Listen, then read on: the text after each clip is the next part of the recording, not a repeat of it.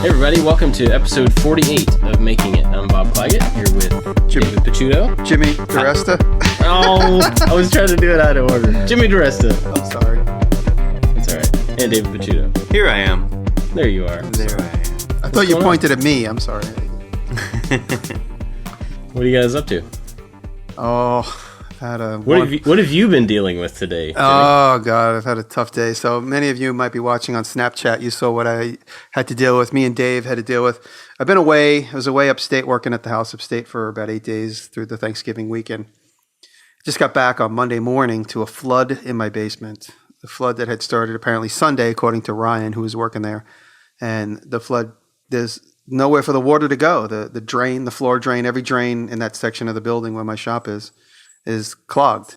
The water just keeps coming out of the toilet. It has nowhere to go. The drain to the street is clogged. And so you can imagine what comes out of the toilet above my apartment, or, above my workshop, which is everybody who's using the toilet. And so it's a mess. It's a total mess. It's a disaster. And so it took 2 full days for the plumber to finally come and drain the pipes. And so now we're dealing with the aftermath. It's like a mass murder scene, cleaning up the floor. And for the first time ever, it's creeped into the shop about 5 or 6 feet, which isn't so bad because it's just like the edge of like the creepy water. So it's all just water, but it's just, everything about it is just a pain in the butt. And so you haven't lost any materials or tools or anything to it? No. It's just like all the materials have stains at the edge. We had a piece of 4x8 of MDF with the whole corner was getting melted off. So I just figured we'd cut it up and use it in the project I'm working on. So all through this, I'm trying to develop and finish this project. I'm having a client come to see tomorrow. I'm making a prop set for a Lagavulin ad that might include Nick Offerman. So I'm making this whole set. I built it upstate, most of the big walls, and now I have the wall set up downstairs. And so I have all my materials around the shop working to build all the props that go inside. It's supposed to look like the inside of someone's closet. So there's like small dressers and shelves and stuff. And so I'm trying to build all that to show the client tomorrow in the process of dealing with this. So I had to move a couple of my movies up. So my Core's video is going to be pushed up, and then my make, I'm going to skip a week for make. So just literally till 3 a.m. last night trying to curtail the water, because for the first time it was creeping so deep into the shop. And then once it gets past this hump on the floor, it'll all just start going to the other end of the shop. So I did my best last night. I came in this morning and it was just right back all the way to the top because there's nowhere for it to go. I was trying to send the water upstairs. I was baffling all the spots where the water would come through, but it wasn't enough. I mean, there was so much water pressure that Dave got in before me, and he said the water was just literally squirting like 5 and 6 feet out of the floor drain that I had capped, and it was squirting out of the side of the cap. How's the smell? It smells like you would expect it to smell. Gross. That's so awful. Yeah. So, I mean, these are the things I deal with living in the city. Taylor and I just had the most wonderful week upstate. You saw us kind of goofing off in that sign video. I left a little snippet of her. She walked into the shot that I was about to hang the sign. She walked in and she told me that I had tracked cat poop around the house, and she was mad at me about it, but kind of kidding. And then she said, "You're going to hang that sign right there." And we had a little conversation about it.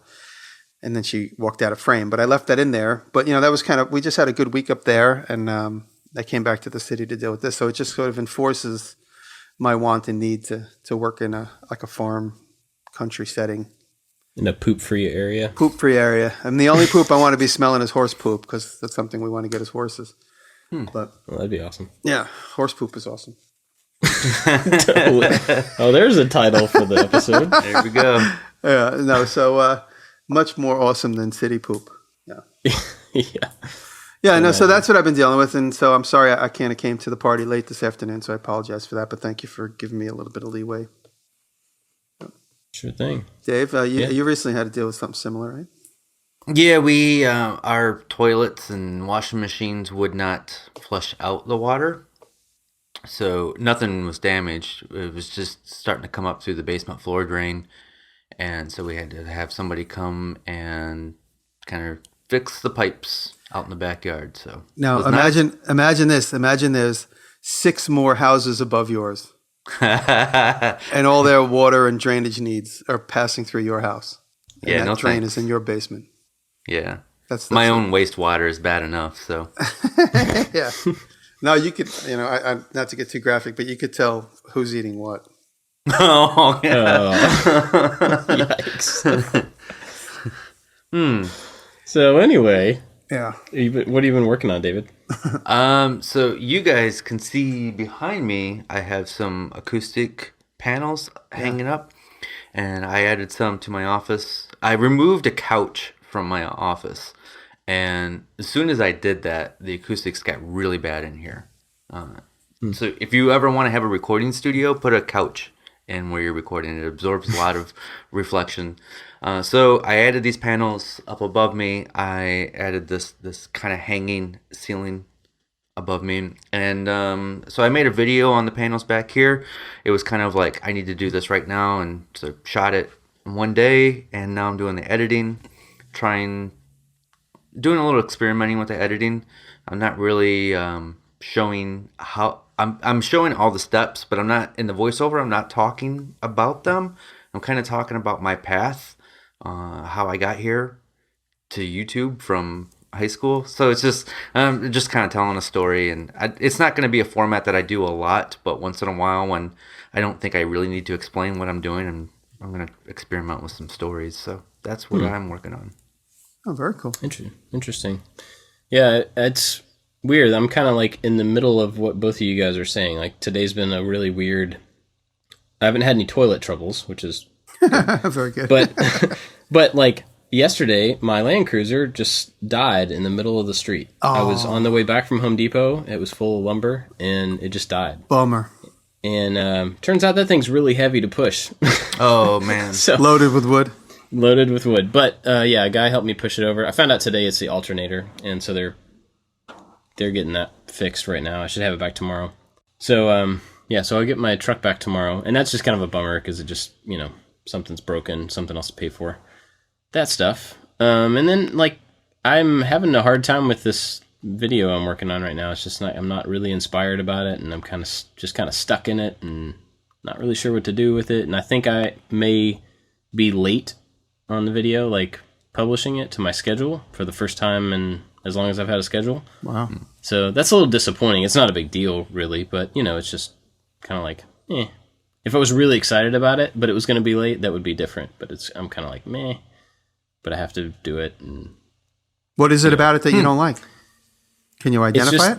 There's just not like a thing to it. I like for my videos to have like one thing that sticks out. Even if the project's simple, there's like something that sticks out that's like, oh, well, that's a little tip that will be useful to somebody, or that's a really clever whatever, or something like that. And this one, I just haven't found that thing yet. I'm not finished with it, so maybe it'll show up. But maybe next week we can talk about how you got out of that feeling of not being excited about it. So once you figure it out, maybe we can have a part 2. Yeah, that might be interesting. Yeah, so that's me. I'm working on that. Still trying to get my arcade machine is kind of stalled. It's because I'm waiting on the artwork to get finalized, and it's constructed, but I can't really do any of the next steps until I get the artwork. So, but it's in my way still right in the middle of the space. So, yeah, that's what I'm up to. Right. So what are we talking about today? We're talking about the wonderful time we're all having? Well, we could. There's a couple of comments that I think are kind of interesting from Twitter, but then we could talk about just like how we deal with stuff not going like we expect it to, or, Yeah. No, well, I came back to the city, and I was all anticipating. I got a good jump start on this ad that I'm working on. I'll explain what I have to build, and it will eventually be in a video.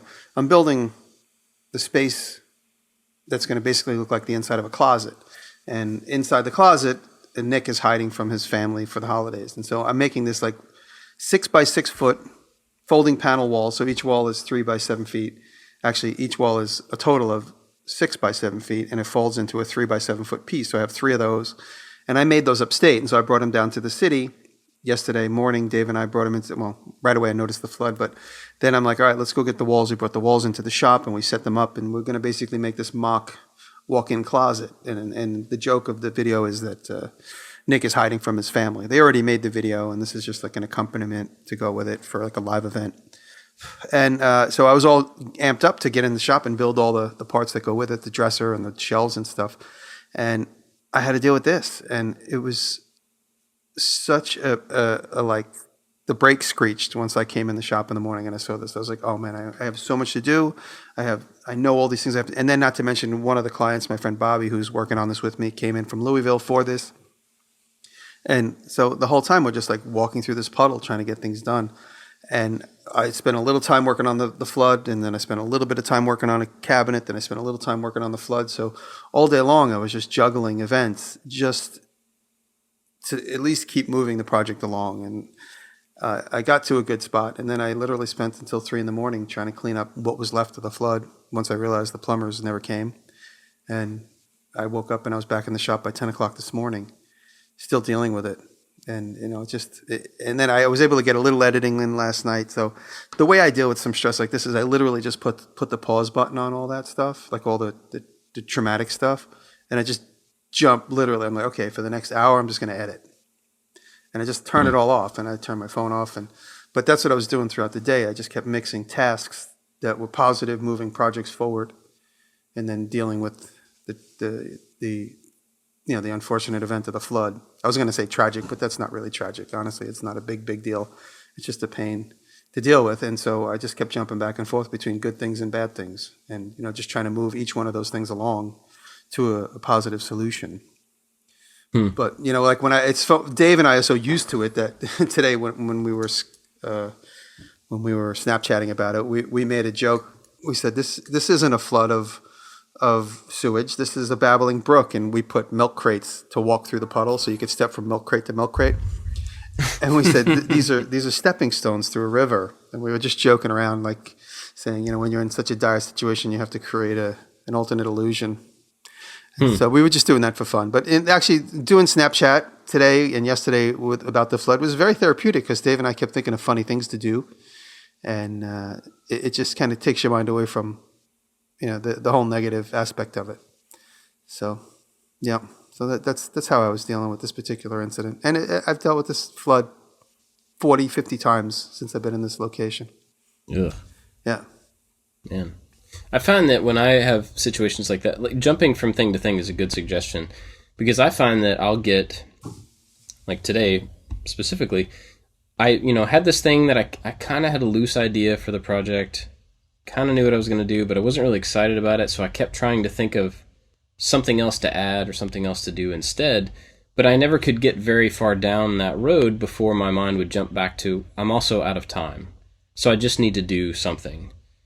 And then I would go back to, okay, well, I'll just do my original idea. But I'm not really happy with that idea. I need to think of something new. And then I'd go down that road. Oh, I'm out of time. And I just, I get in this like weird little loop where nothing's happening. I'm not coming up with a new idea. I'm not getting any progress done on the thing that I'm not entirely happy with. But I find myself on occasion getting in those little loops. But jumping out and just doing like a small productive thing is a good suggestion for. Yeah, because it keeps your head like, hey, this is what it's all about. You don't get stuck in the mud, so to speak. I mean, I grew up with a couple people in my life. I don't want to name names, but they would always declare the day is ruined. This is it. The day is ruined. And I mean, I was a little kid, and I would hear this, and I'd say, "It's really you bumped into a car in the parking lot. The day's not really ruined. In an hour from now, we're going to be on to something else." So I grew up with, one specific person I sometimes call my dad. I'm joking. My dad would say that when I grew up. He would say, the day is ruined. And when I was a little kid, I would say, the day's not really ruined. So with my dad's sort of that little negative thing that he would do, I grew up trying not to emulate that. And my dad's gotten much better growing up. I love my dad, and he's been a great influence on me, so I was kind of hesitant to say who that was. But growing up, I always remember, even me, my brothers we would jokingly say the day is ruined. And it was like we would say it in a farce, meaning the day's not really ruined. We just dropped our ice cream and, we'll just go buy another one. But, I try not to let that be the way. And all that being said, my dad's gotten much better. He's a much more positive person than he was when we were little kids. So. Adding to that, growing up, I was around somebody that would overreact and kind of have the same attitude. The day is ruined. Everything is awful. The world sucks. And I kind of use that as motivation these days to say, do not be like that person. Yeah, being like that person. Absolutely. And I say that to myself all the time. And it unfortunately, that person's negativity is what gets me back going.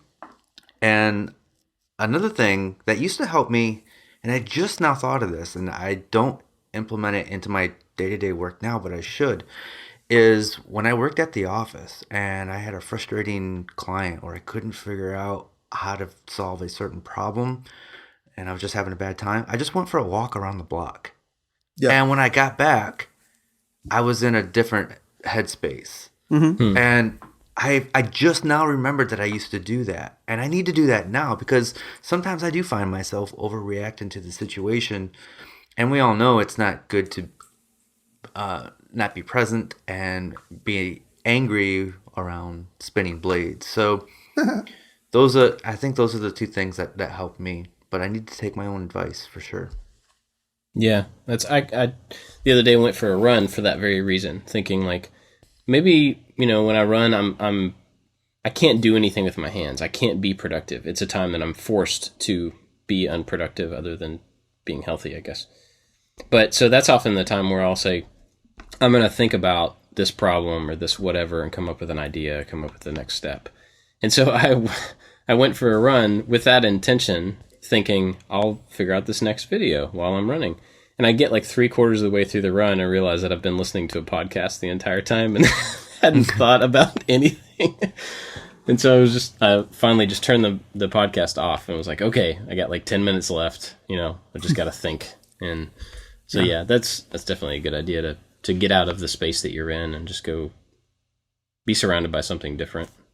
Yeah, throughout the day, actually yesterday and today, I said, all right, to Dave, I said, let's take together. Like usually either one of us would go do something or he would or I would. But I said, let's just take a walk to the hardware store. We went and we bought a water pump and, we went and got lunch together. So that was definitely for that exact same reason. It's like, let's just step away from this for a minute, collect our thoughts, remember what really needs to get done that's important, and just deal with that. And I did get some relief in the way that I moved a couple of my videos down the pike. I don't know if I said that during the show or before we started, but a couple of my videos are going to get moved a little bit, just a couple days. So that alleviates a lot of pressure because like this Monday I got back, I'm like, I got to build this room. I got to build all the accoutrements for this room. I got to do my core video. I got to do my make video. And, I actually shot a video for my celebration of my 400K. So that's going to be coming up soon too. So I have all these videos to edit. I think it's also good to surround yourself with understanding people and clients. So, these two videos, they understood your situation. They're like, hey, no problem. Yeah. We'll just back up the deadline. Yeah. And your significant others, your family, your friends are also good encouraging people like just go hang out with them. They're not in this when you're frustrated and stressed out, they're in a different headspace. So just go out and hang out with them for a little bit and they'll bring you back. Actually, last night it was about 11 o'clock at night, and I knew the water was going to start creeping into the shop much deeper than it was. And so I ordered a pizza, and I told Taylor what I was doing. I said, I'm going to deal with this flood. And she's like, I'll be over there. So she came over. She brought my friend Willie and Ryan. And so the four of us cleaned up as much as we could until about 1:32 in the morning. And the whole time we were laughing about it, just like how gross and stupid the whole thing was. So that was it was a great therapy. And then, you get the problem solving. Ree and Ryan were trying to figure out how to pump water from like literally one side of the building all the way to the drain on the other. And like I said, wow, this is like Survivor Island, just me and you trying to figure this whole thing out.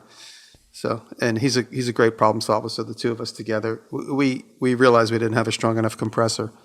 And so then we just started shoveling buckets and moving buckets full of water at a time.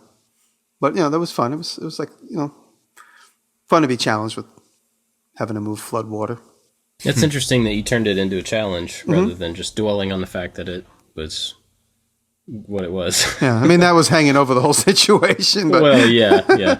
My brand new Ararat boots are like soaked through. It tells like you're not bringing those back in the house, not with what they've been through. So, but it's good to know that I'm going to put out a couple of cool videos soon, and working upstate. This last week, like literally having a solid week upstate, just makes me want to move up there so much more, and it's just so productive to be able to I worked on my chess pieces this week, And every day I made 6. I guess that's it, 6 pieces. How many primary pieces are there? 6 or 7 pieces. I don't even remember. And I made one a day on the lathe, and they're fairly complicated. And I had a vague idea, so it was like great to just relax. And I was like working on the lathe at like 1, 2 in the morning with the garage door open. It was just so relaxing with the stars outside. It was also a beautiful week here in New York during the Thanksgiving weekend, during Thanksgiving week rather. So every night the stars were out and the moon. I had like moonlight lighting up the whole backyard. It was great. We talk about goals a lot, but maybe having those goals, you realize that your bad day or your stressful day is just a minor little roadblock to your ultimate goal, right? Mm-hmm. So it's just problem solving these little things, and think about the big picture. Yeah. And I have a question for you guys, and I know that I'm different from both of you on this. But as far as like your self-imposed deadlines and goals, do you like how hard are you on yourself in regards to those things? If you don't make it, or you're not going to be able to, or you're not, Me personally, I let myself off the hook. I stick to my goals so good, and I'm so I have such a good track record with myself that if I have to skip either, for instance, me not producing a video for delivery early Sunday morning, which I usually post like lately. I've been posting like every Sunday morning at like 1 or midnight. If I skip that, I don't kill myself. But the goals like me needing to like run again. I used to run like you, Bob. I was like super slim, and if you look at I was looking at my old Facebook pictures the other day. If you look down at Facebook about 3 or 4 or 5 years ago, really more like 5 or 6 years ago, I was about 40 pounds lighter than I am now. And that was because I was running all the time. So the goals like that, I'm kind of beating myself up around lately because I just kind of got out of running when I injured my hand. And I haven't gotten back into it. So that's another thing I want to try and do. So I've been beating myself up a little bit about not exercising. But there's nothing to it but to do it. So I got nobody to blame for myself for doing that. But when it comes to deadlines and stuff, I'm pretty easy on myself. When it comes to client work, I'm always 100% on spot. Unless I have something like this to deal with. But I'll be able to make my super important deadlines like this advertising event, which is actually at a location with people. So that's the type of thing that can't move. So, for me personally, I don't give myself too many deadlines because I am trying to remove stress from my life, and I've done a really good job of that. And so if I know that the more videos that I put out, the more money I'll make. But if I tell myself that I need to put out a video a week, then that adds this stress that I really don't want. I want to work at the pace that I want to feel comfortable in this part of my life. So most of my goals are kind of like bigger picture type things. Now I do have like little daily to-dos, and I check those off, and I need to do those, but I don't have a lot of deadlines for myself because stress is really important part of my life, of trying to remove all stress. Interesting. Yeah, I'm in the place where I'm trying to figure that out. I think where I have self-imposed scheduling stuff, and I want to stick to it because I want to, I guess, prove to myself that I can stick to it. But at the same time, there's nothing riding on it. There's not much riding on it. So yeah, I'm trying to figure that out. I was just curious how you guys dealt with that. And I think all of us are going to have different philosophies a year or 2 years down the road, right? I'm always pivoting and adjusting to make myself better, to make what I do better, and to be happier. Yeah. So I might have a different answer months down the road. Yeah, I think I probably will too, actually. I mean, I'm finding now that I've been on like a weekly schedule for a while, I'm finding that there is a pretty large amount of stress to it, and it's very limiting as to what I can get done within the next, and that's, I think, why things are out of whack right now with my schedule, is because I'm doing 2 projects in the background that take longer than a week. Yeah.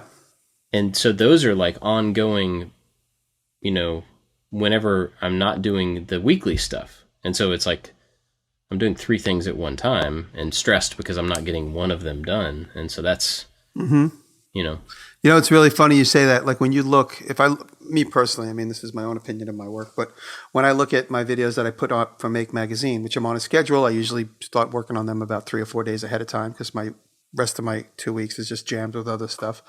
And when you look at the videos I put on my own personal channel, the ones that I put on my own personal channel are slightly more epic because I have more time to make a bigger, more impactful video.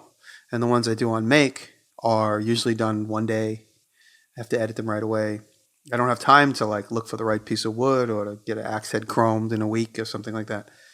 I mean, one might say I should just do more scheduling and more planning, but it's hard for me to plan ahead when I have so much work coming my way. And I just kind of, I also like the spontaneity of my Make videos, but sometimes, every once in a while, I have a kind of a bigger video and I'll share it on my channel and that channel. But it's a good point how you say you have 1 week at a time to put something together. With me personally, I'll have like 2 or 3 big videos overlapping and going all at the same time in the background. And when one becomes available to publish, those are the ones I put up. And I don't mean this as an insult to you at all, Bob, because we all work a little bit different. But I also don't want to put out a video a week because to me, I want each project to have its own epicness, finger quotes.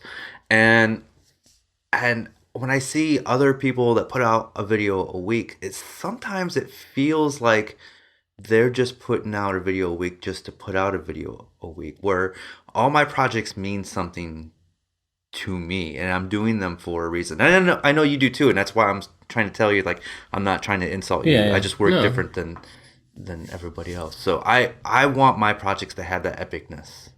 Yeah, and that totally makes sense.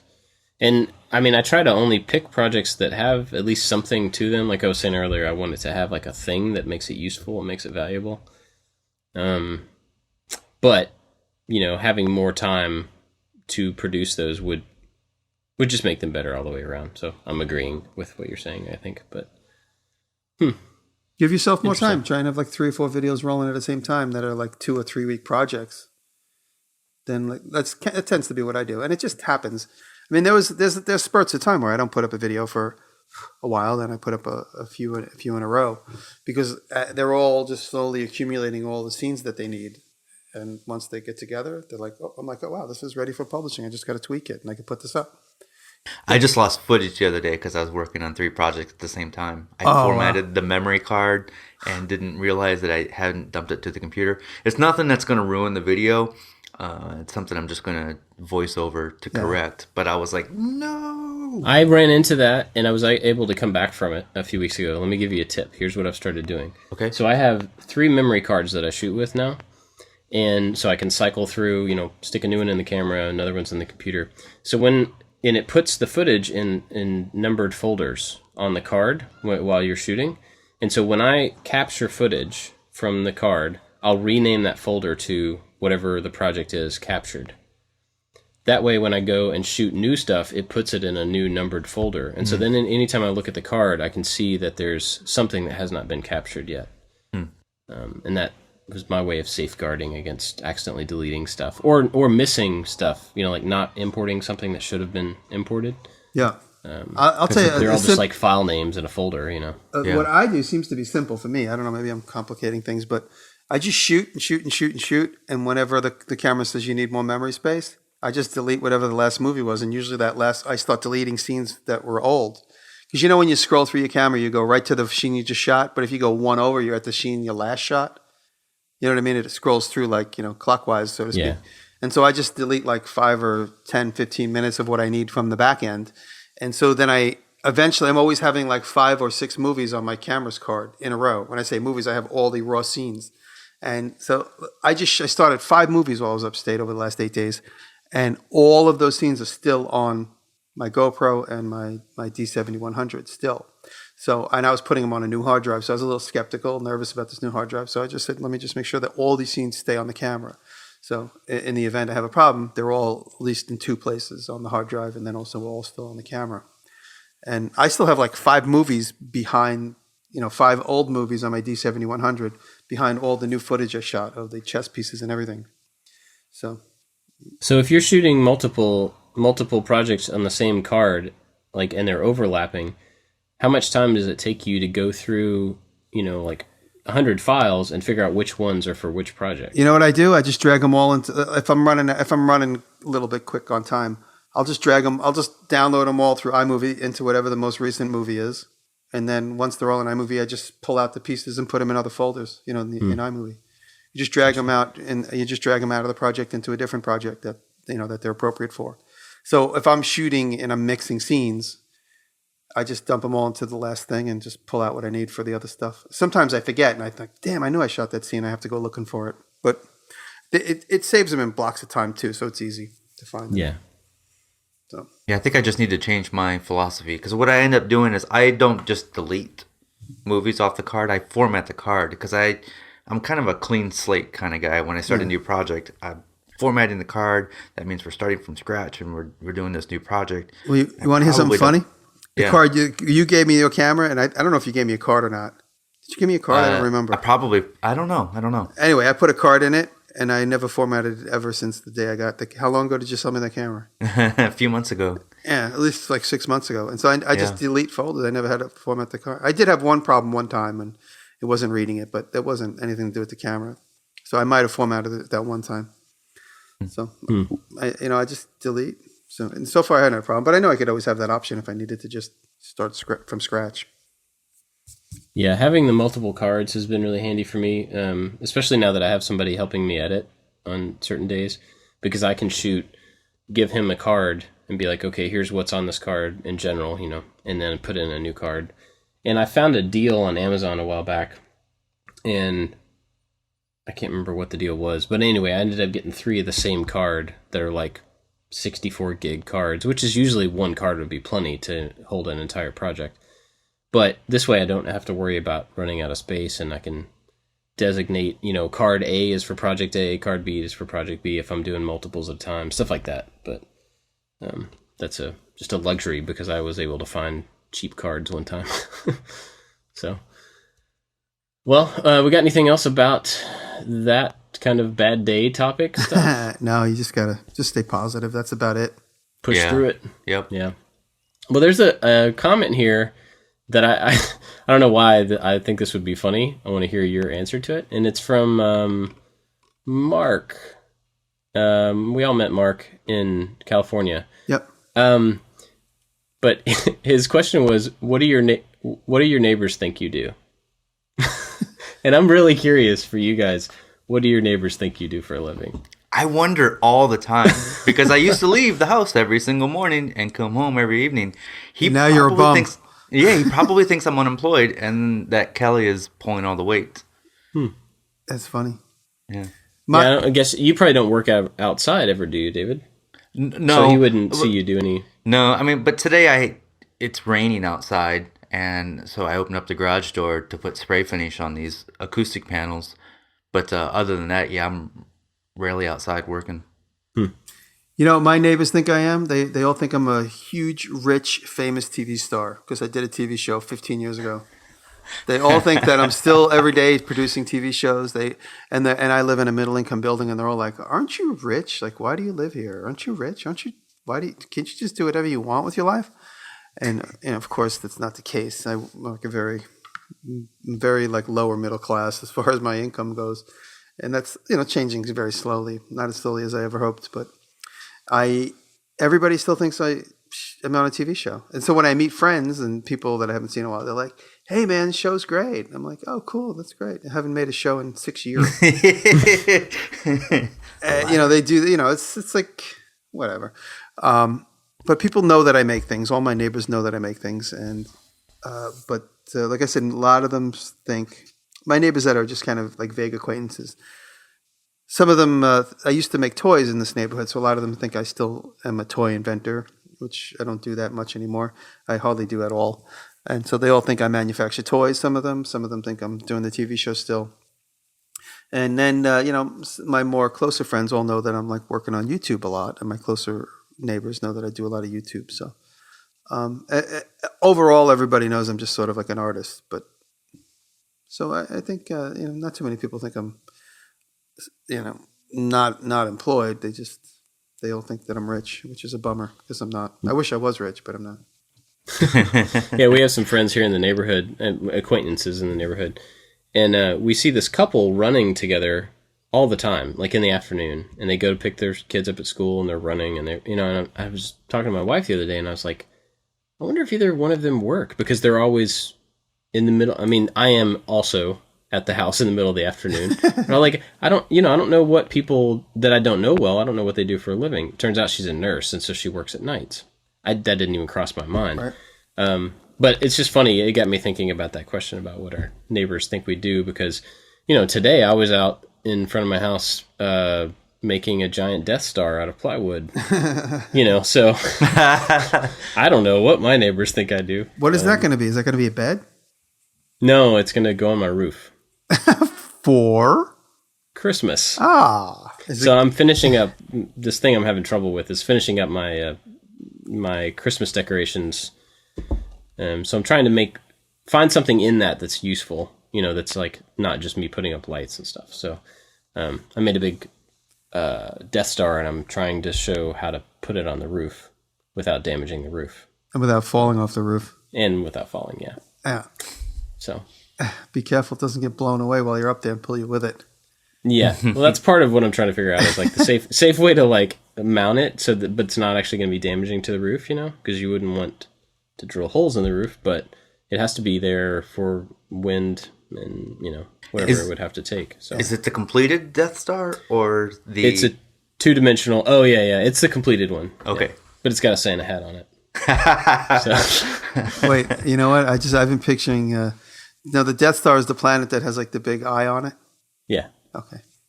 I was picturing the thing that the Wookiee drove that looks like a guitar chip with a slot in the end of it. You mean the Millennium Falcon? Yeah, that's it. I guess that's what he drove, and all the stars turned into lines. Yep. Yep. Man, you just really don't like Star Wars. I like it. I just don't know it. Yeah. I like I like the Japanese language. I just don't know it. You know what I mean? It's like that. Okay, I understand that. That makes sense to me. Yeah.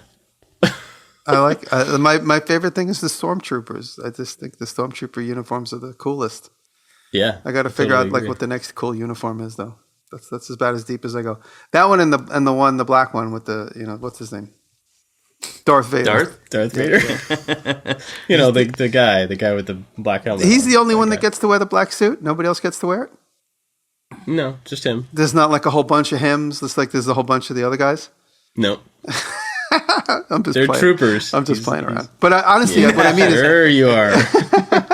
But honestly, I thought about this a couple months ago when I saw a picture of Darth Vader on TV, on the computer. Does Darth Vader, that's his own custom uniform. That's not like the way during the reign of kings, they all wore like a gold crown.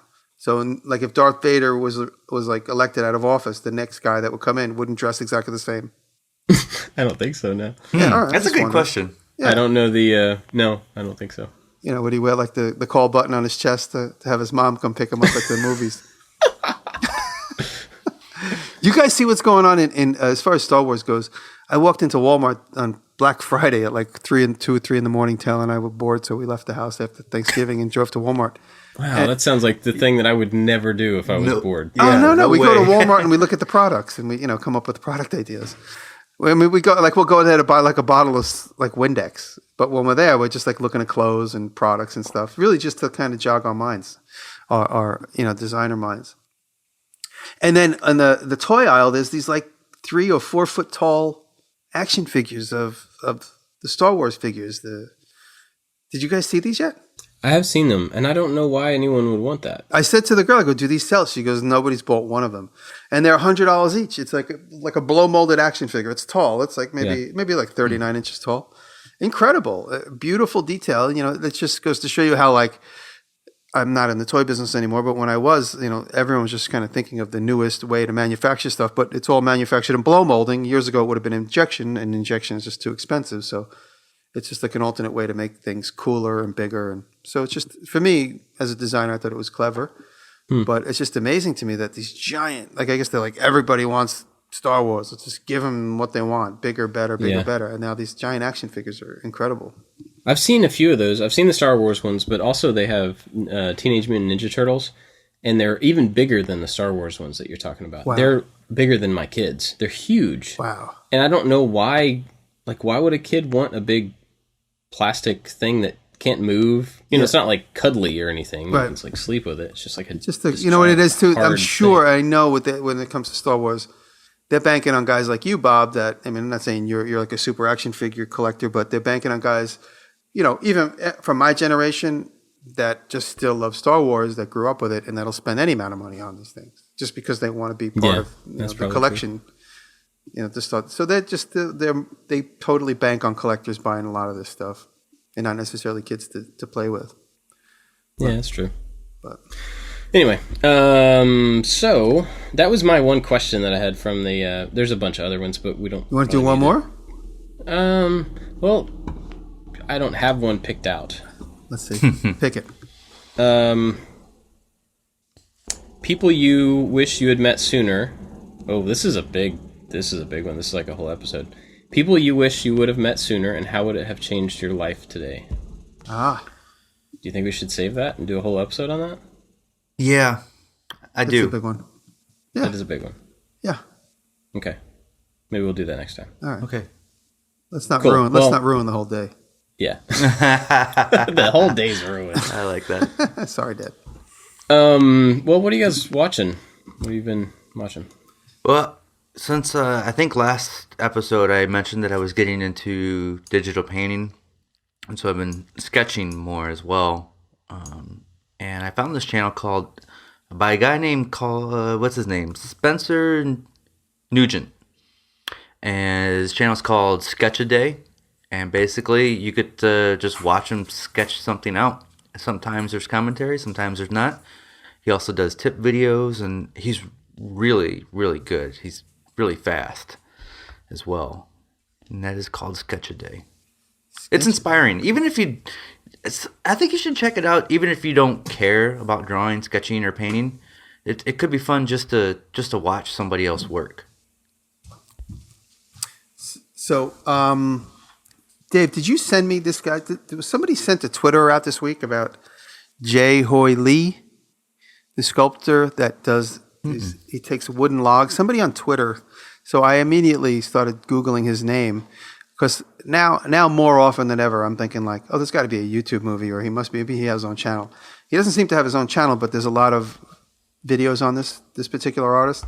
His name is Jay Hoy Lee. He makes wooden sculptures, and when you see the sculptures that he makes, you will immediately go, oh, I saw that, or somebody sent me one of those. But when I saw one for the very first time, actually, when I saw one this week, I remembered seeing one in the city.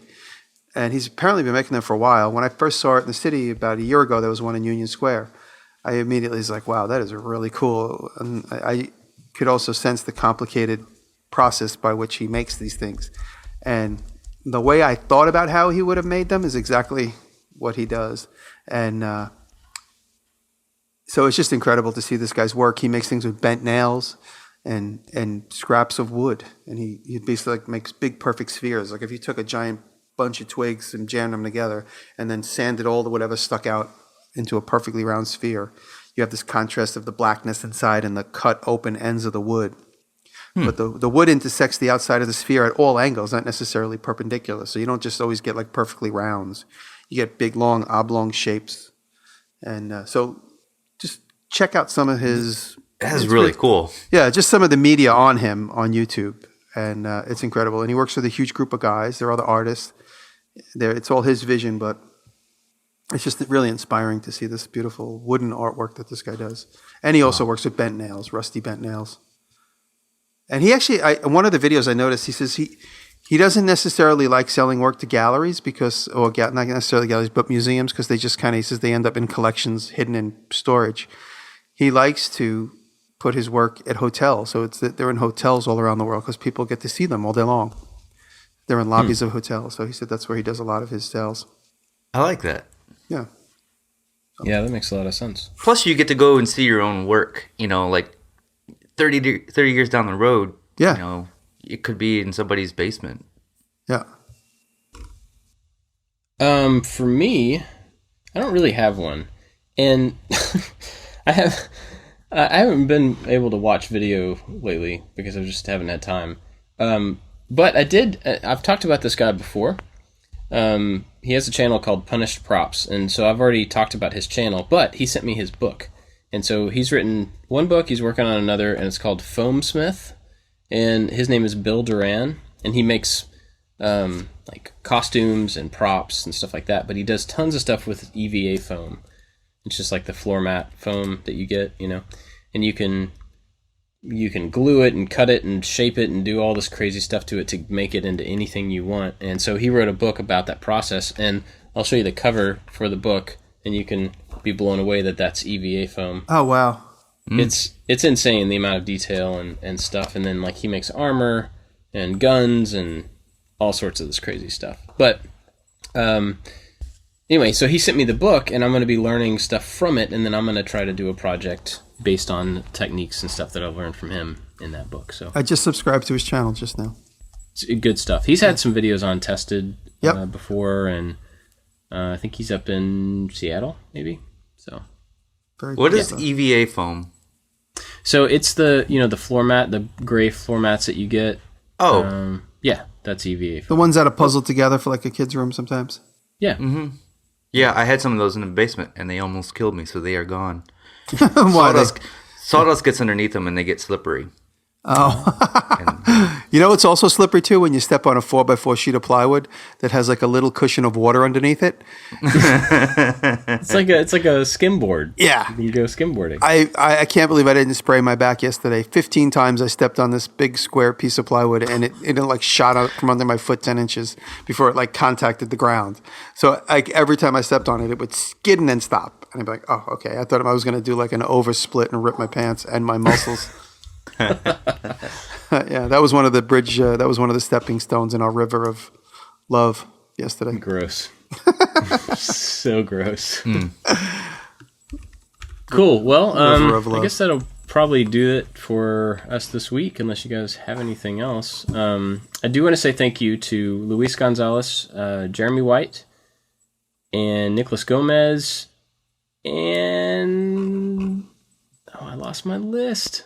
One more Patreon supporter. Everybody from Patreon. Everybody, thank you. But especially those three. Plus. And Chris Kopp. There it is. Thank you, guys. So close. Thanks, Chris. Thank you. Yeah. Thanks, everybody, for supporting us on Patreon. Yep. And, yeah, we'll be back next week. Hopefully we'll all have better days, and we'll have great stuff to talk about. Yep. How much better our days are next week. And I'm going to have a couple. I'm working. I got a bunch of movies in process. So as soon as they're ready, I'll put them up on my Patreon page first. And then a few days later, they end up on YouTube. So my patrons get to see all my stuff a couple days or a week ahead of time. But I'm in between a bunch of movies right now. Cool. That's it for us. We'll see you guys next time. Thank you all very much.